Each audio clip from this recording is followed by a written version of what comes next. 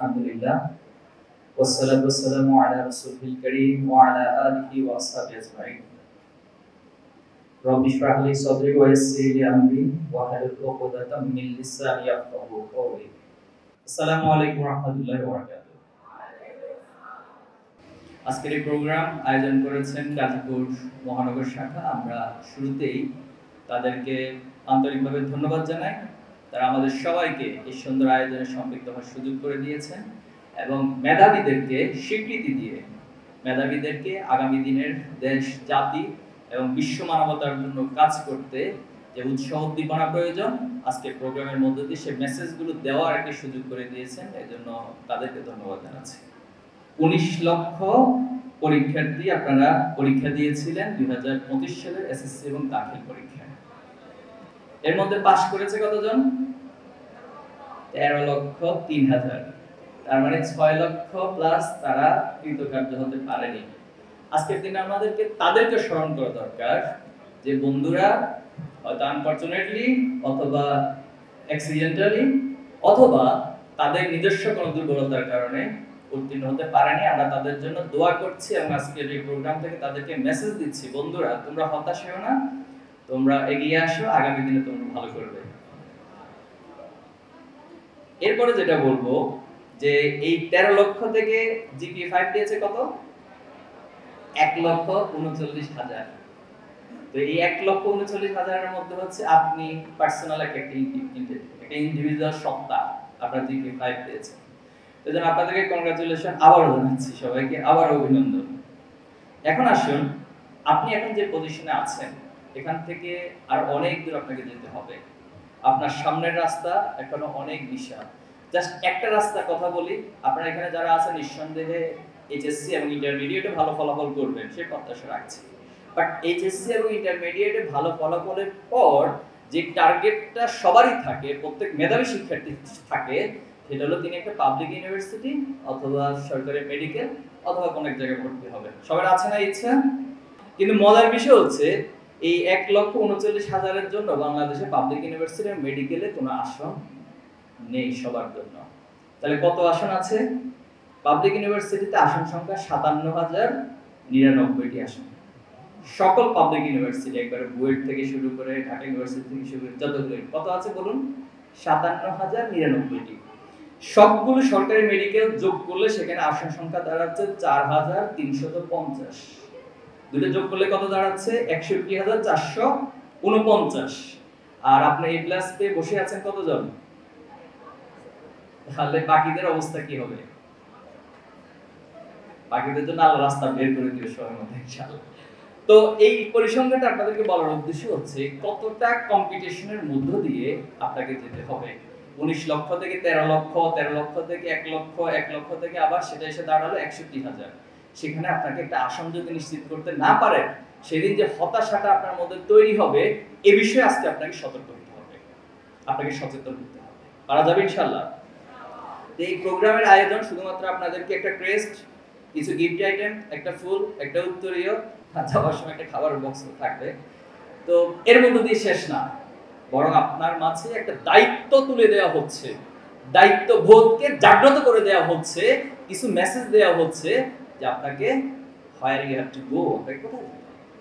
আমি আপনাদেরকে জাস্ট এতটুকু স্মরণ করাবো, একজন বুদ্ধিমান, একজন বিশ্বাসী কর্তব্য হচ্ছে তিনি কোনো অর্জনে আবেগ আপ্লুত হয়ে যান না এবং কোনো অর্জনকেই জান্নাতের অর্জনের আগ পর্যন্ত পৃথিবীর কোনো অর্জনকেই তিনি ওনার সর্বশেষ অর্জন অথবা চূড়ান্ত অর্জন মনে করেন না, বরং প্রত্যেকটা অর্জন ওনাকে পরবর্তী আরেকটা অর্জনের জন্য সাহসিকতা যোগায়, আত্মবিশ্বাস যোগাবে, পরবর্তী অর্জনের জন্য ওনাকে দায়িত্ববোধ জাগ্রত করে দিবে। তাহলে আমরা পারবো সেভাবে নিজেকে তৈরি করতে ইনশাআল্লাহ। আপনার লাইফটা কখনো সমান্তরাল ভাবে যাবে না। প্রত্যেকটা মানুষের জীবনে একটা উত্থান পতন থাকে। আপনি এই এসএসসি পর্যন্ত আসতে দেখবেন অনেক সময় আপনাকে কান্না করতে হয়েছে, কোন একটা পরীক্ষায় হয়তো একটু খারাপ করে হয়েছে না, আবার অনেক পরীক্ষা ভালো করে আপনি আনন্দে উদ্বেলিত হয়েছে। আপনার লাইফের মধ্যেও আপনি অনেক দিন অনেক অনুভূতি জাগ্রত হয়েছে যেটা আপনাকে কষ্টে একেবারে ধুমড়ে মুছড়ে ফেলেছিল। যেটা আপনার ফ্যামিলিগত লাইফ হইতে পারে, একাডেমিক লাইফ হইতে পারে, টোটাল ফ্রেন্ডস যে কমিউনিটি রয়েছে, বন্ধু বান্ধব, তাদের মধ্যে হইতে পারে, অনেক ক্ষেত্রে ঘটেছে। এজন্য আল্লাহ তাআলার একটা নীতিমালা আছে কোরআনে, ইন্না মাআল উসরি ইউসরা বা ইন্না মাআল উসরি ইউসরা। অর্থাৎ একটা জিনিস কঠিন হয় আবার সহজ হয়, আবার সহজ হয় আবার কঠিন হয়। আমাদেরকে এই বাস্তবতাটা উপলব্ধি করতে হবে আজকের এই প্রোগ্রাম থেকে। আমাদেরকে কখনো হতাশ হওয়া যাবে না, স্বপ্ন দেখতে হবে। আমি শুরুতে আপনাদেরকে একটি গোল ঠিক করার জন্য বলবো, আসলে আপনি কি চান? আপনি কি শুধু একটার পর একটা A+ চান? যে আমার জীবনের টার্গেট হলো A+, তো A+ তো আবার হচ্ছে ইন্টারমিডিয়েটের পর বাংলাদেশ সিস্টেমে A+ নেই। এই A+ সিস্টেম চালু হয়েছে 2001 সাল থেকে। তার আগে A+ সিস্টেমে ছিল না, তখন ডিভিশন সিস্টেম ছিল, বোর্ড স্ট্যান্ড সিস্টেম ছিল। এরপর হচ্ছে সিজিপিএ আপনি হাইয়েস্ট পজিশন নিলেন, ফার্স্ট সেকেন্ড থার্ড, বাট এরপরে কি নেবেন? তাহলে আমার জীবনের একটা টার্গেট ঠিক করা দরকার। আমি কোথায় যেতে চাই, কোথায় পৌঁছতে চাই। আপনার হায়াত কখন শেষ হবে আপনি জানেন না, বাট এটা হচ্ছে ইউনিভার্সাল ট্রুথ যে আপনি এই হায়াত শেষ এবং মৃত্যুর মুখোমুখি হবে। বাট যতদিন আল্লাহ তাআলা আপনাকে হায়াত রাখে, আপনি আপনার এই স্বপ্নগুলোকে নিজের জন্য, সমাজের জন্য দেখবেন এবং সেখানে নিজেকে পৌঁছে দেবেন। দ্বিতীয় মুহাম্মদ, যাকে ফাতেহ মুহাম্মদ বলা হয়, কনস্টান্টিনোপল জয় করেছেন, বর্তমান তুরস্কের ইস্তাম্বুল। তো এই স্বপ্নটা ওনাকে ওনার পূর্ববর্তী প্রজন্ম দেখিয়েছে যে আমাদের কোন এক প্রজন্মের হাত ধরে কনস্টান্টিনোপল জয় হবে। এই স্বপ্ন দেখেছেন। এবং একদিন শিক্ষক, উনি যখন শৈশবকালে ছিলেন, শৈশবে ওনাকে একদিন শিক্ষক বলল যে তোমার মধ্যে আমি যে প্রতিভা দেখেছি, তোমার মধ্যে যে উচ্চাকাঙ্ক্ষা দেখেছি, স্বপ্ন দেখেছি, আমার কাছে মনে হয় তোমার হাত ধরে কনস্টান্টিনোপল জয় হবে। এবং তিনি আরো বেশি উৎসাহিত হলেন। মাত্র 21 বছর বয়সে, আপনারা এখন অবশ্য 16, 17 এমনই হবে, 18 সর্বোচ্চ হাইয়েস্ট। তো তার মানে হচ্ছে আর 2-3 বছর পরে আপনারা এরকম একটা কনস্টান্টিনোপল জয় করতে পারেন, যদি আপনি দ্বিতীয় ফাতেহ মুহাম্মদের মতো করে স্বপ্নটা দেখতে চান। এই বাংলাদেশকে নিয়েও তো আমরা হতাশ হয়ে গিয়েছিলাম না? হতাশ হয়ে গিয়েছিলাম। মনে হয়েছে যে এই বাংলাদেশে এভাবেই চলবে, এভাবে আউটসাইডার শুধু রক্ত দিবে, জীবন দিবে, মরতে থাকবে, তাদেরকে আয়না করে নিয়ে যাওয়া হবে, তাদেরকে হারুনের হোটেলে নিয়ে ভাত খাইয়ে তাদেরকে নির্যাতন করা হবে। এটার মনে হয় কোনোদিন নিষ্কৃত হবে না। কিন্তু না, আমরা স্বপ্ন দেখেছি।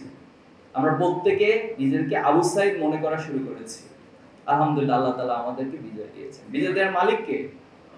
আল্লাহ। আর আমরা কি করব? স্বপ্ন দেখব, স্বপ্নের পথে অবিরাম হেঁটে যাব। পারবো ইনশাআল্লাহ? তাহলে প্রিয় ভাইরা, এই স্বপ্ন দেখে শুধুমাত্র ঘুমাতে হবে না, পরিশ্রম করতে হবে। টমাস আলভা এডিসন, তিনি প্রায় 10,000 বার ব্যর্থ চেষ্টা করছেন। এই যে বাতি জ্বলতেছে আমাদের উপরে, এই বাতি আবিষ্কারের ক্ষেত্রে 10,000 বার ব্যর্থ চেষ্টা করেছেন, কিন্তু তিনি হতাশ না হয়ে চেষ্টা চালিয়ে গেছেন এবং তিনি সফল হয়েছেন না হয়নি? হয়েছে। কখনো হতাশ করবেন না। মানুষের ভিতরে ভালো দিক সবকিছু রয়েছে। একজন মানুষকে যদি সমস্যা আইডেন্টিফাই করেন, আমি এখান থেকে ঢোকার পর বক্তব্য দেওয়া শেষ করে যাওয়া পর্যন্ত শুধু আপনি যদি বসে বসে নোট নেন যে আমি এই ভাইটার শুধু সমস্যা উদ্ধার করব, আপনি মিনিমাম 100টা সমস্যা খুঁজে বের করতে পারবেন। কিন্তু আবার যদি আপনি খুঁজে বের করেন যে আমি টোটাল এখান থেকে কি কি সম্ভাবনা আছে, ওনার মাঝে কি কি পটেনশিয়ালিটি আছে, উনি কি বিষয়গুলো আমাকে বলেছেন যেটা আমার জন্য অনেক উপকারী, সেটা চাইলেও আপনি অনেকগুলো নোট নিতে পারেন। বাট আপনি কোথায় ফোকাসটা করবেন এটার উপর ডিপেন্ড করবে একজন ব্যক্তিকে আসলে আপনি কত দূর নিয়ে যেতে সহযোগিতা করবেন। তাহলে প্রিয় শিক্ষার্থী বন্ধুরা, আমরা এই স্বপ্ন দেখব এবং স্বপ্নের পথে আমরা অবিরাম হেঁটে যাব, এই আশা আমরা ব্যক্ত করছি। আর একটা উদাহরণ দিচ্ছি এই প্রসঙ্গে, যে এভারেস্ট একটা সময় মানুষের কল্পনার বস্তু ছিল। এত বিশাল উঁচু একটা জায়গায়, পৃথিবীর সর্বোচ্চ পর্বত ছিল, কেমনে উঠবে মানুষ? সেখানে অক্সিজেনের অপ্রতুলতা রয়েছে, ওয়েদারের সমস্যা রয়েছে, সেখানে উঠলে মানুষ নিশ্চিত মারা যাবে। কিন্তু 1953 সালে প্রথম দুইজন ব্যক্তি একসাথে উঠলেন। একজন ছিলেন নেপালের তেনজিং নোরগে, আরেকজন ছিলেন নিউজিল্যান্ডের এডমন্ড হিলারি, জয় করে ফেললেন। এরপর আরো মজার বিষয় হলো 2001 সালে এসে একজন দৃষ্টি প্রতিবন্ধী, তিনি চোখে দেখেন না, আমেরিকান, তার নাম ছিল এরিক, তিনি এভারেস্ট জয় করে ফেলছেন। আবার বাংলাদেশ থেকেও অনেকে করেছেন, তিনি প্রথম করেছেন আহমেদ মুসা, নাম শুনেছেন মনে হয় আপনারা, তো তিনি এভারেস্ট জয় করেছেন। একটা সময় যেটা মানুষের কাছে অসম্ভব মনে হয়, অকল্পনীয় মনে হয়, শুধুমাত্র মানুষের এই প্রচেষ্টা, পরিশ্রম তাকে সেখানে যেতে সহযোগিতা করে। তাহলে আমরা এইভাবে করে স্বপ্ন দেখতে পারবো ইনশাআল্লাহ? শুধু স্বপ্ন দেখবো না, পরিশ্রমও করবো? পরিশ্রম করবো ইনশাআল্লাহ। আরেকটা উদাহরণ দিয়ে শেষ করবো, সেটা হলো নজরুলের বিদ্রোহী কবিতা শুনেছেন আপনারা একটু আগেই, আবৃত্তি শুনেছেন, তালে দিয়েছেন। এই নজরুল খুব বেশি ধনী পরিবারে জন্ম নিয়েছিলেন। ওনার বাবা ছিলেন মসজিদের ইমাম এবং শৈশবে ওনার বাবা ইন্তেকাল করেছেন। এই শৈশব থেকে যখন ওনার বাবা ইন্তেকাল করেছেন, তিনি বিদ্যালয় থেকে চলে আসছেন। প্রাথমিক বিদ্যালয় ছেড়ে চলে এসে তিনি একটা দোকানে, রুটির দোকানে, চা দোকানে চাকরি নিয়েছিলেন। একটা রুটির দোকানে, চা দোকানে চাকরি নিয়ে একজন ব্যক্তি আজকে বাংলাদেশের জাতীয় কবি। এবং কি শুধু জাতীয় কবি, এটা শুধু ডেজিগনেশন, অতীতে যেটা হয়েছে চেতনা, বিভিন্ন ডেজিগনেশন দিয়ে শেষ করে দিয়েছে না, বরং তিনি বিদ্রোহী কবিতার মতো এক একটা শব্দ মানে প্রলয়ঙ্করী ঘূর্ণিঝড়ের মতো মনে হবে আপনার কাছে, আগ্নেয়গিরি লাভার মতো মনে হবে এক একটা শব্দ প্রয়োগ। বলবীর চির উন্নত মম শির, শির নিহারি আমার ইনত শির, ওই শিখর হিমাদ্রি, এক একটা শব্দের গাঁথুনি চমৎকার করেছে। সংকল্প কবিতা পড়েছেন নিঃসন্দেহে। থাকবো না কেউ বদ্ধ করে, দেখবো এবার জগৎটাকে কেমন করে ঘুরছে মানুষ যুগান্তরের ঘূর্ণিপাকে। এই যে এক একটা শব্দ মানে আশার সঞ্চার করা পুরো জাতির মাঝে এবং অন্যায়ের প্রতিবাদের ক্ষেত্রে একটা দৃঢ় ভূমিকা। আজকে যে আবু সাইদকে আমরা সাহসিকতার প্রতীক হিসেবে দেখছি, এই আবু সাইদরা এই নজরুলদের কবিতা পড়ে, আমরা যারা এখানে আছি এই নজরুলদের কবিতা পড়ে এই অন্যায়ের বিরুদ্ধে সাহসিকতা প্রদর্শনের সাহস আমরা পেয়েছি। তো সেই নজরুলই একটা সময় এসে তিনি নিজে কবিতা লিখেছেন যে দারিদ্র তুমি মোরে করেছো মহান, মূলত দারিদ্র হওয়ার কারণে তুমি আমাকে পৃথিবীবাসীর কাছে মহান করে তুলেছো। যদি আমি সোনার চামচ মুখে নিয়ে জন্ম নিতাম তাহলে আজকে আমি মহান হতে পারতাম না। এজন্য আপনাদের পার্সোনাল অনেক সমস্যা থাকতে পারে। আপনি মনে করতে পারেন যে ভাই আমি তো এমন পরিবারে জন্ম নিয়েছি, আমার বাবা আমাকে ফুল সাপোর্ট দিতে পারেন না। এটাই বড়, আপনি কোথায় জন্ম নিয়েছেন, আপনি কোন ঘরে বসবাস করেন, আপনি সারাদিন কি খাওয়া দাওয়া করেন, এটা কোনোদিন কেউ ক্যালকুলেশন করবে না। বরং আপনি কি অর্জন করেছেন, আপনি পৃথিবীকে কি দিচ্ছেন, এটা হলো পৃথিবীবাসী ক্যালকুলেশন করবে। তাহলে আমরা পারবো ইনশাআল্লাহ। ইনশাআল্লাহ। এরপর প্রসঙ্গে আসি যে আমরা অনেক কিছু অর্জন করলাম, পৃথিবীতে অনেক কিছু আমাদের অর্জন হয়ে গেছে, কিন্তু আমাদের মধ্যে নৈতিকতা নেই, আমাদের মধ্যে বেসিক হিউম্যান কোয়ালিটিস নেই, আমাদের মধ্যে মোরালিটি নেই। তাহলে এই অর্জন কি আমার জন্য খুব বড় কিছু দিবে? আমাকে দিবে না, বরং আমাকে আরো ভয়ঙ্কর করে তুলবে। আমরা যদি আগুনের উদাহরণটা সামনে রাখি, আগুন দিয়ে আপনি দুইটা কাজ করতে পারেন। একটা হচ্ছে আগুন দিয়ে সব দিকে আলোকিত করতে পারেন, আবার আগুনটা যদি আপনি কোথাও একটু এভাবে ধরেন, একটু পরে দেখবেন যে পুরো ঘর বাড়ি যা আছে সব জ্বলে পুরো ছারখার হয়ে যাবে। বাট আগুনটাকে আপনি কিভাবে ইউজ করবেন এটার উপর ডিপেন্ড করে। এজন্য কোরআনে যেটা বলছেন সূরা বাকারা 2 নম্বর, ওয়ামিনান নাসি মাইয়াকুলু রব্বানা আতিনা ফিদ দুনিয়া হাসানা। মানুষের মধ্যে এমন কিছু রয়েছে যারা মনে করে, যারা বলে যে আল্লাহ তুমি আমাদেরকে দুনিয়াতে দাও, দুনিয়াতে সবকিছু দিয়ে দাও, দুনিয়াতে প্রধানমন্ত্রী বানায় দাও, আমাদেরকে হাসিনা বানায় দাও। কিছুদিন আগে আমরা দেখেছি। তো আমরা কি এমন কিছু চাই যে আল্লাহ তুমি দুনিয়াতে আমাকে সব দিয়ে দাও, এরপরে একটা পর্যায়ে এসে প্রয়োজন হেলিকপ্টার নিয়ে পালিয়ে যাবে, এরপরও দাও আমাকে? আমরা কি এমন কিছু চাই? না, বরং আমরা চাই ঠিক পরের আয়াতে আল্লাহ তাআলা যেটা বলছেন, রব্বানা আতিনা। মানুষের মধ্যে এমন কিছু রয়েছে তারা বলে রব্বানা আতিনা ফিদ দুনিয়া হাসানা ওয়া ফিল আখিরাতি হাসানা ওয়া কিনা আযাবান নার। আপনি জাহান্নাম থেকে মুক্তি পাবেন কি মানুষ মেরে? আপনি জাহান্নাম থেকে মুক্তি পাবেন কি ফিরাউনের মতো শাসন কায়েম করে? আপনি জাহান্নাম থেকে মুক্তি পাবেন কি পরিমলের মতো শিক্ষক হয়ে? আপনি জাহান্নাম থেকে পরকালে কল্যাণ অর্জন করবেন আমাদের সমাজে আবরারকে যারা হত্যা করেছে, বুয়েটের মেধাবী শিক্ষক তাদের মতো হয়ে, যারা জগন্নাথ বিশ্ববিদ্যালয়ের সামনে বিশ্বজিৎকে শিবিরের হিন্দু শাখার সদস্য বলে কুপিয়ে কুপিয়ে হত্যা করেছে, আপনি তাদের মতো মেধাবী হয়ে তাদের মতো দুনিয়া অর্জন করে কি পরকালের কল্যাণ আশা করতে পারেন? কখনোই না। তাহলে এজন্য আপনাকে মানবিক হইতে হবে, মানুষ হইতে হবে। মানবিকতার বেসিক হিউম্যান কোয়ালিটিস কি আপনাকে উদার হইতে হবে, উদার মানসিকতা লালন করতে হবে। সংকীর্ণ মনা নয়, আপনাকে পরের জন্য উপকার করে আনন্দিত হইতে হবে। শুধুমাত্র কেউ আমার উপকার করবে আমি আনন্দিত হইলাম, শুধু সে আমার সারাদিন সেবা দাস হয়ে থাকবে এমন না, বরং আপনি মানুষের উপকার করে আনন্দ পাবেন। তাহলে ছাত্র শিবির আপনাকে আজকে এই মেসেজটা দিতে চায়, আপনি স্বপ্ন যেমন দেখবেন, আপনি স্বপ্নের পিছনে অবিরাম হেঁটে যাবেন, আপনি দুনিয়ার সবচেয়ে সেরা সাফল্যটুকু আপনার হাতের মুঠোয় নেবেন, আবার পাশাপাশি আপনি নৈতিক হয়ে আপনি দুনিয়ার পাশাপাশি আখিরাতের কল্যাণেও নিজেকে ধাবিত করবেন। আপনি ডাক্তার হবেন, আপনি ডাক্তার হবেন এমন ডাক্তার যে ডাক্তার হবে মানবিক। আমাদের সমাজের অসংখ্য ডাক্তার রয়েছে। আপনি ইঞ্জিনিয়ার হবেন, আপনি সৎ ইঞ্জিনিয়ার হবেন, আপনি দক্ষ ইঞ্জিনিয়ার হবেন। আপনি এমন ইঞ্জিনিয়ার হবেন না আপনি ফ্লাইওভার বানাবেন, কিছুদিন পরে সেই ফ্লাইওভার ভেঙে চলে যাবে, অথবা আপনি রাস্তার সিভিলের কাজ করবেন, কিছুদিন পরে সেখান থেকে ইটের পরিবর্তে অথবা রডের পরিবর্তে বাঁশ খুলে খুঁজে পাওয়া যাবে। আপনি এমন ইঞ্জিনিয়ার হবেন না। আপনি এমন ইঞ্জিনিয়ার হবেন না যে দুর্নীতির পাহাড় তৈরি করবেন। আপনি শিক্ষক হবেন, একটু আগে বলেছি, পরিমলের মতো শিক্ষক হবেন না। তার কাছে সন্তানকে পাঠানো হয়েছে শিক্ষা দেওয়ার জন্য, কিন্তু সে পরিমল সেই সন্তানকে শিক্ষা দেওয়ার পরিবর্তে তাদেরকে অনৈতিক অবৈধ কাজের দিকে ধাবিত করেছে। বরং আপনি শিক্ষক হন, কিছুদিন আগে মাইলস্টোনে আমাদের সম্মানিত শিক্ষিকা মেহেরিন, তিনি ওনার জীবনটা বাঁচাতে পারতেন, কিন্তু ওনাকে মানবিকতা অসংখ্য ছাত্রদেরকে বাঁচিয়েছেন, কিন্তু তিনি বাঁচতে পারেন। আমরা শ্রদ্ধা জানাই সেই শিক্ষকের প্রতি। আপনারা ঠিক এমন শিক্ষক হবেন। আপনি আইনজীবী হবেন, আপনি বিচারক হবেন। আপনি খায়রুল হকের মতো এমন বিচারক হবেন না পুরো বাংলাদেশটাকে ধ্বংস করে দিবেন। আপনি এমন বিচারক হবেন না আপনি জেনে বুঝে জানেন যে লোকটা অন্যায় করেনি, কিন্তু আপনি তার বিরুদ্ধে ফাঁসির রায় দিয়েছেন, তাকে অন্যায়ভাবে কারাগারে নিমগ্ন রেখেছেন। বরং আপনি এমন বিচারক হন যে বিচারক তার সন্তান অপরাধ করলে সন্তানের বিরুদ্ধে রায় দিতে কুণ্ঠাবোধ করে নাই। তাহলে আমরা আমাদের এই সব কিছু অর্জনের পাশাপাশি আল্লাহর সন্তুষ্টি এবং সমাজের প্রতি যে কমিটমেন্ট, এজন্য আপনার প্রত্যেকটা অর্জন হবে ব্যক্তির অর্জন, কিন্তু সেই ব্যক্তির অর্জনগুলো ব্যক্তির মধ্যে সীমাবদ্ধ থাকবে না। সেটা আপনার পরিবার, আপনার সমাজ, আপনার আত্মীয় স্বজন আর রাষ্ট্র, পুরো বিশ্ব মানবতার জন্য আপনার প্রত্যেকটা অর্জন হবে। পারা যাবে ইনশাআল্লাহ। আপনার জন্য এই যে অর্জন করতে চান, এত কিছু করতে চান, বেশ কিছু চ্যালেঞ্জ রয়েছে। তো এই ডিভাইস এবং এই আসক্তিগুলো আমাদের অনেক প্রোডাক্টিভিটিকে নষ্ট করে দিচ্ছে। আজ থেকে যদি আপনি 30 বছর আগে ফিরে যান, 20 বছর আগে ফিরে যান, তখন সময় কাটানোর জন্য বই হাতে নিত শিক্ষার্থীরা। তারা তাদের একাডেমিক অধ্যয়নের বাহিরে বিশাল একটা সময় কাটাতো অন্যান্য বই পড়ে। সম্প্রতি একটা গবেষণা যেটা উঠে এসেছে পরিসংখ্যানে, বর্তমান শিক্ষার্থীদের, টোটাল জেনারেশন শিক্ষার্থীদের মাঝে 80% শিক্ষার্থী তার একাডেমিকের বাহিরে কোনো অধ্যয়নের সাথে সম্পর্ক নাই।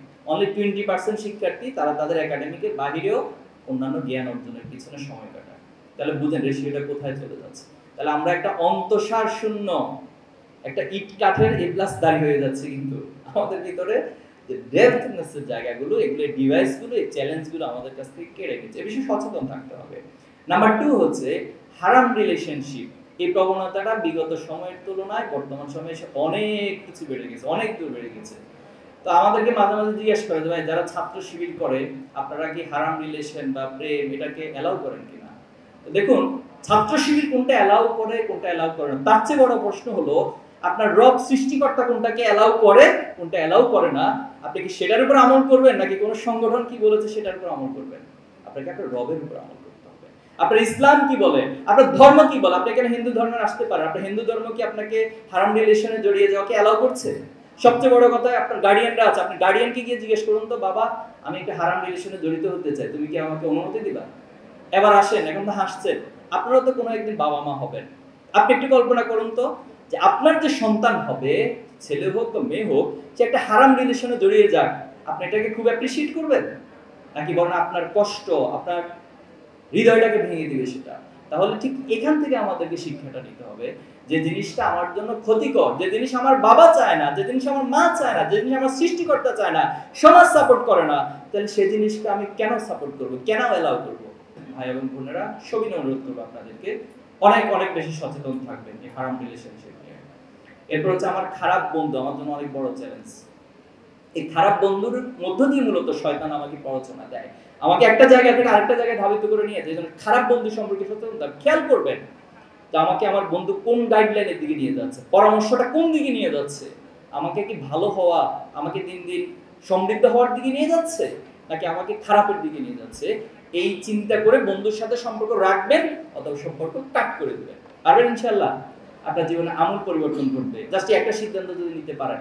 বন্ধুকে অবজারভেশন করবেন, বন্ধু কোন দিকে আমাকে নিয়ে যায়, এরপরে ডিসিশন নেন সম্পর্ক থাকবে কি থাকবে না। করণীয় কি এখন আমাদের এই চ্যালেঞ্জের মাঝে? ফার্স্ট অফ করণীয় হচ্ছে আপনি এমন একটা পরিবেশের আওতায় থাকবেন যে পরিবেশটা আপনাকে আপনার স্বপ্ন, আপনাকে আপনার মোরালিটি, আপনাকে আপনার ধর্মীয় জায়গা, এরপর আপনার পারিবারিক মূল্যবোধ, সামাজিক মূল্যবোধ সবকিছুর ক্ষেত্রে প্রমোট করবেন। এরকম একটা পরিবেশে সবসময় থাকার চেষ্টা করবেন। এক্ষেত্রে একটা হাদিস আছে, মজার একটা হাদিস, যে প্রত্যেক বনি আদম দ্বীনি ফিতরাতের উপর জন্ম নেয়, তারা ভালো হয়ে জন্ম নেয়, কিন্তু তার পরিবেশটা তাকে হচ্ছে আস্তে আস্তে হয়তো খারাপের দিকে নিয়ে যায় অথবা ভালো থাকতে সহযোগিতা করে। ইসলামী ছাত্র শিবির আজকে আপনাদেরকে সেই পরিবেশটা দিতে চায়। ইসলামের ছাত্র শিবিরকে আপনি বাহিরে যতটুকু না দেখছেন তার ইন্টারনাল বিউটিটা তার চেয়ে অনেক অনেক বেশি। যারা ছাত্র শিবিরের সাথে সম্পৃক্ত হয়েছে ব্যক্তির জায়গা থেকে, পরিবারের জায়গা থেকে, তারা উপলব্ধি করতে পারে যে এটা সৌন্দর্যটা কত বেশি। আমরা আপনাদেরকে সেই পরিবেশের দিকে আহ্বান করছি। তা আমি তো অবাক হচ্ছি, আপনারা তো আবু সাইদের চেয়ে মারাত্মক সাহসী, শিবির রক কাটে, এটা জেনে শুনে আপনি রেজিস্ট্রেশন করে আজকের এই প্রোগ্রামে আসছেন। কিভাবে আসছেন? মানে আপনারা তো পৃথিবীর সব রেকর্ড ভঙ্গ করে দিচ্ছেন। জানেন যে শিবির রক কাটে, এরপরে শিবিরের প্রোগ্রামে এসে খুব মানে স্বাভাবিকভাবে বসে আছেন, একটু অস্থিরতা চেহারার মধ্যে নাই। কিভাবে সম্ভব? তাহলে এই যে আমাদের বিষয়ে অপবাদ, আল্লাহ রাসূলুল্লাহ সাল্লামকে এরকম অপবাদ দিতেন, যখন পাগল বলতেন আল্লাহ রাসূলুল্লাহ সাল্লামকে, আল্লাহ রাসূল কষ্ট পেতেন না, হাসি দিতেন, মুচকি হাসি দিতেন। আমাদেরকে রক কাটা বললে আমরা কষ্ট পাই না, আমরা মুচকি হাসি দিয়ে দিই তাদের দিকে। এবং সমাজের মানুষগুলো পাগলটাকে দেখতে যেত, দেখে আসি পাগলটা কেমন। আল্লাহ রাসূলুল্লাহ সাল্লামকে পাগল হিসেবে, পাগল প্রচারণা দেখতে গিয়ে অসংখ্য মানুষ আল্লাহ রাসূলুল্লাহ সাল্লামের প্রতি ঈমান এনেছে। আমাদেরকে বলা হয় গুপ্ত, নতুন করে আবিষ্কার করছে শব্দ, মানে শব্দ আর খুঁজে পায় না, খুঁজতে পাইছে কি? গুপ্ত। তো আজকে নিঃসন্দেহে যারা এই শব্দগুলো বলে তারা এখন খুঁজে দেখবেন বাংলাদেশে এই মুহূর্তে কোনো নিউজ হয় খুঁজে পাবেন কোন একটা চাঁদাবাজি, কোন একটা স্ট্যান্ড দখল করার কাজে তারা ব্যস্ত আছে।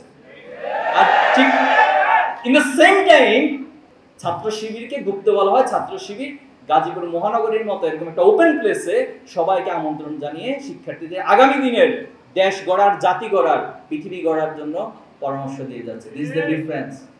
তো এই সমস্ত বস্তা পচা শব্দ প্রয়োগ এবং বস্তা পচা রাজনীতি এই জেনজি এবং জেন আলফা প্রত্যাখ্যান করেছে 2024 সালের আগস্টে। তাহলে আমরা গঠন করে আসি, অনেক সময় নষ্ট হয়েছে এই সমস্ত কাদা ছোটাছুটি করে, নোংরামি করে। আমরা আহ্বান জানাই, আমরা যারা আমাদের বিরোধিতা করে, বিশ্বাস করেন আমরা কখনো তাদের খারাপ চাই না। যে ওমর রাদিয়াল্লাহু তাআলা আল্লাহ রাসূল সাল্লাল্লাহু আলাইহি ওয়াসাল্লামকে হত্যা করার জন্য খোলা তরবারি নিয়ে বের হয়েছিলেন, সে আল্লাহ রাসূল সাল্লাল্লাহু আলাইহি ওয়াসাল্লাম বসে আল্লাহর কাছে দোয়া করেছেন যে আল্লাহ তুমি ওমরকে কবুল করো। সে ওমর তরবারি নিয়ে বের হয়ে আসার পরেও সে তরবারি আল্লাহ রাসূল সাল্লাল্লাহু আলাইহি ওয়াসাল্লাম পায়ের কাছে রেখে ইসলাম কবুল করেছেন। এটা আমাদের ইতিহাস। আমাদেরকে নারী বিদ্বেষী বলা হয়, বোনরা খেয়াল করবেন যে শিবির মানে হচ্ছে নারীদেরকে দরজার বাইরে ঘর থেকে বের হইতে দিবে না। আপনারা বের না হলে এখানে আসছেন কিভাবে? এই যে প্রোপাগান্ডাগুলো, ইসলাম পৃথিবীতে নারীর সবচেয়ে বেশি সম্মান দিয়েছে। যে আরবের জাহিলিয়াতের সময় একটা কন্যা সন্তান জন্ম নেওয়া মানে হচ্ছে পিতামাতা তার জন্য সবচেয়ে লজ্জার কারণ মনে করত, এবং অসংখ্য কন্যা সন্তানদেরকে জীবিত হত্যা করা হয়েছে শুধুমাত্র সমাজের লজ্জার কারণে। এরকম অসংখ্য কেস সে জাহিলিয়াতের যুগে ছিল। আর ইসলাম এসে সেই নারীদেরকে সমাজের সবচেয়ে উৎকৃষ্ট হিসেবে বলে। এবং আপনি দেখুন, যখন আল্লাহ রাসূলুল্লাহ সাল্লাল্লাহু আলাইহি ওয়াসাল্লামকে জিজ্ঞেস করা হলো যে আমার কাছে সবচেয়ে সম্মানিত ব্যক্তিকে, আল্লাহ রাসূলুল্লাহ সাল্লাল্লাহু আলাইহি ওয়াসাল্লাম তোমার মা, এরপরে জিজ্ঞেস করলো তোমার মা, এরপরে কে? তোমার মা, এরপরে কে? তোমার বাবা। তার মানে একজন নারীকে এই মায়ের জায়গাতে কত বেশি সম্মান ইসলাম দিয়েছে। কারণ ছাত্র শিবির এই পরিবেশটা করে দিবে যেন কোনো বোনের দিকে, কোনো মায়ের দিকে কেউ কোনো অন্যায় দৃষ্টিতে চোখ তুলে না থাকে। আমরা সেই পরিবেশ এবং এই পরিবেশ তৈরি করার কারণে মূলত একটা বিশাল গোষ্ঠী আমাদের বিরুদ্ধে, কারণ তারা আর প্রি মিক্সিং করতে পারে না, তারা অন্যায়ভাবে দর্শনে সেঞ্চুরি করে উদযাপন করতে পারে না। এজন্য হচ্ছে তাদের যত সমস্যা শিবিরকে। অমুসলিম যারা আছেন এখানে দেখুন, অমুসলিমদের ক্ষেত্রে ইসলাম কতটা প্রায়োরিটি দিয়েছে। একদিন একদম বেদুইন এসে, অমুসলিম এসে মসজিদের মধ্যে প্রস্রাব করে দিল। আল্লাহ রাসূলুল্লাহ সাল্লাল্লাহু আলাইহি ওয়াসাল্লাম সবাই উদ্যত হলো তাকে ধরে, এই মসজিদে কেন প্রস্রাব করছে? অথচ আল্লাহ রাসূলুল্লাহ সাল্লাল্লাহু আলাইহি ওয়াসাল্লাম তাকে বলছেন তোমরা তাকে ছেড়ে দাও এবং সেটা তোমরা পরিষ্কার করে নাও পানি দিয়ে। কারণ সে তো বুঝে না ইসলাম কতটা সম্মান প্রদর্শন করেছে অমুসলিমদের, তাদের অধিকার। আমাদের পার্শ্ববর্তী একটা দেশ আছে, তাদের মিডিয়াগুলো কখনো আপনাদের দেখার সুযোগ হয় কিনা দেখবেন, প্রত্যেকদিন দেখায় যে বাংলাদেশে হিন্দুদের উপর হামলা হচ্ছে, এটা হচ্ছে, সেটা হচ্ছে, বিভিন্ন জিনিস তারা প্রচার করে, সারাদিন প্রচার করে। এখনো পর্যন্ত আমার যে হিন্দু বন্ধুরা রয়েছে, আমার গ্রামে যে হিন্দু প্রতিবেশীরা রয়েছে, তাদের সাথে সম্প্রীতিমূলক একটা সম্পর্ক এখনো বিরাজ করে। সে তার ধর্ম পালন করবে। ইসলাম তো কারো ধর্মের উপরে জোর করে নাই। যদি জোর করতো, আল্লাহ রাসূলুল্লাহ সাল্লাল্লাহু আলাইহি ওয়াসাল্লাম দেখুন, আবু তালিবের মতো ব্যক্তি যিনি ইসলামকে এত বেশি প্রমোট করেছেন, ইসলামকে সহায়তা করেছেন, আল্লাহ রাসূলুল্লাহ সাল্লাল্লাহু আলাইহি ওয়াসাল্লামকে সকল বিপদ আপদ থেকে হেফাজত করেছেন, অথচ সে আবু তালিব ইসলাম গ্রহণ করে নাই। আজকে যারা আমাদের বিরোধিতা করছে, যারা আমাদেরকে প্রোপাগান্ডা চালায়, আমরা ঠিক আল্লাহ রাসূলুল্লাহ সাল্লাল্লাহু আলাইহি ওয়াসাল্লামের এই আদর্শ দিয়েই আমরা কথা দিচ্ছি একটা সার্টেন টাইমের পর আমরা এই বাংলাদেশকে আল্লাহ রাসূলুল্লাহ সাল্লাল্লাহু আলাইহি ওয়াসাল্লামের এই আদর্শ দিয়ে শুধুমাত্র মুসলিমদেরকে না, অমুসলিম থেকে শুরু করে সকল যারা আমাদের বিরোধিতা করে সবাইকে জয় করে নেবে ইনশাআল্লাহ। প্রিয় ভাইরা, আমার যে চ্যালেঞ্জ মোকাবেলায় দুইটা শিকড় আমাকে অনেক সহায়তা করবে। নাম্বার 1 শিকড় হচ্ছে আল্লাহ তাআলা রব। আপনি অবশ্যই এটা বিশ্বাস করেন যে আপনি কারো না কারো দ্বারা সৃষ্টি হয়েছেন, আপনি এমনি এমনিতে আসেন নাই, অথবা আপনি আপনার নিজের ইচ্ছে পৃথিবীতে আসেন নাই, আপনাকে আল্লাহ তাআলা পাঠিয়েছে। এজন্য এই রবকে অনুধাবন করতে হবে, রবের নির্দেশকে আমাদেরকে পালন করতে হবে এবং রবের কাছে আমাদের সকল কাজের একটা হিসাব দিতে হবে। এই অনুভূতিটা আপনার মধ্যে থাকতে হবে, জাগ্রত। যত বেশি থাকবে তত বেশি আপনি বিচ্যুত হবেন না। ওই যে একটু আগে বলেছি, চ্যালেঞ্জগুলো দ্বারা আপনি প্রভাবিত হয়ে যাবেন না। আপনি যখন মনে করবেন যে আল্লাহ তাআলা আমাকে সব সময় দেখছেন, আমার বাবা মা আমাকে সারাদিন পাহারা দিয়ে রাখা সম্ভব না, আমাকে আমার শিক্ষকরা সারাদিন পাহারা দিয়ে রাখা সম্ভব না, আমাকে আমার দায়িত্বশীলরা সারাদিন পাহারা দিয়ে রাখা সম্ভব, ছাত্র শিবির আপনাকে সারাদিন পাহারা দিয়ে রাখা সম্ভব না। কিন্তু ছাত্র শিবির আপনার মাঝে এই ভয়টা সৃষ্টি করতে চায় যে আপনি যদি ভালো কাজ করেন কাল কিয়ামতের দিন এবং এই দুনিয়াতেও আপনি একটা ভালো প্রতিদান পাবেন, ভালো ফল পাবেন। আর যদি আপনি কোনো অন্যায় করেন, সময় নষ্ট করেন, হারাম কাজে সম্পৃক্ত হয়ে যান, তাহলে আপনি শুধুমাত্র পরকালীন নয়, এই দুনিয়াতেও ক্ষতিগ্রস্ত হবেন। এই অনুভূতিটা আমাদের জাগ্রত করতে চাই। নাম্বার 2 এবং শেষ যে কথাটা, সেটা হলো পিতামাতার সাথে কখনো কোনো অবস্থায় অবাধ্য আচরণ করা যাবে না। পারবেন? এবং আল্লাহ তাআলা কোরআনে যেটা বলেছেন যে রবের পর, স্রষ্টার পর তুমি সবচেয়ে বেশি অনুগত থাকবা তোমার বাবা মা। ওয়াকাদা রাব্বুকা আল্লা তা'বুদু ইল্লা ওয়া বিল ওয়ালিদাইনি ইহসানা। তুমি বাবা মায়ের সাথে সদাচরণ করো। আল্লাহ তাআলা আমাদের এই আয়োজনকে কবুল করুক এবং আমরা বিশ্বাস করি আমার সামনে যে ভাইরা আছেন, যে স্বপ্নগুলোর কথা আমরা বলেছি, যেমন একটা বাংলাদেশ আমরা দেখতে চাই যেখানে সবার বাংলাদেশ হয়ে উঠবে এবং সেখানে বৈষম্য থাকবে না, অন্যায় থাকবে না, কেউ কারোর উপর জুলুম করবে না, কেউ কাউকে গোলামের মতো খাটাবে না, দুর্নীতি থাকবে না, সেখানে সবাই তার নিজ নিজ অধিকার যথাযথভাবে ভোগ করবে। আমরা এরকম একটা রাষ্ট্র প্রতিষ্ঠা করতে চাই। এই রাষ্ট্র প্রতিষ্ঠার জন্য আমার সামনে যে ভাই এবং বোনেরা বসে আছেন, আমরা ছাত্র শিবিরের পক্ষ থেকে আপনাদেরকে উদাত্ত আহ্বান জানাচ্ছি। আপনারা যদি সিদ্ধান্ত নেন আমরা এক একজন নিজেকে এভাবে সালাউদ্দিন আইবি হিসেবে তৈরি করব, ওমর হিসেবে তৈরি করব, আলী হিসেবে তৈরি করব, তাহলে শুধুমাত্র আমাদের আজকের এই মেসেজ এবং আমাদের আয়োজন সফল হবে। আপনারা আমাদের সাথে একমত আছেন এই আয়োজনকে সফল করতে? তাহলে পারবেন নিজের লক্ষ্যে পৌঁছার জন্য আপ্রাণ প্রচেষ্টা চালিয়ে যেতে? আল্লাহ আমাদের সবাইকে তৌফিক দান করুক। এবং আমরা কাজী নজরুলের সেই কথা দিয়ে শেষ করছি, আমি সেই দিন হব শান্ত যেদিন উৎপীড়িতের ক্রন্দন রোল আকাশে বাতাসে ধরবে না। আমি সেই দিন হব শান্ত ইনশাআল্লাহ। আসসালামু আলাইকুম।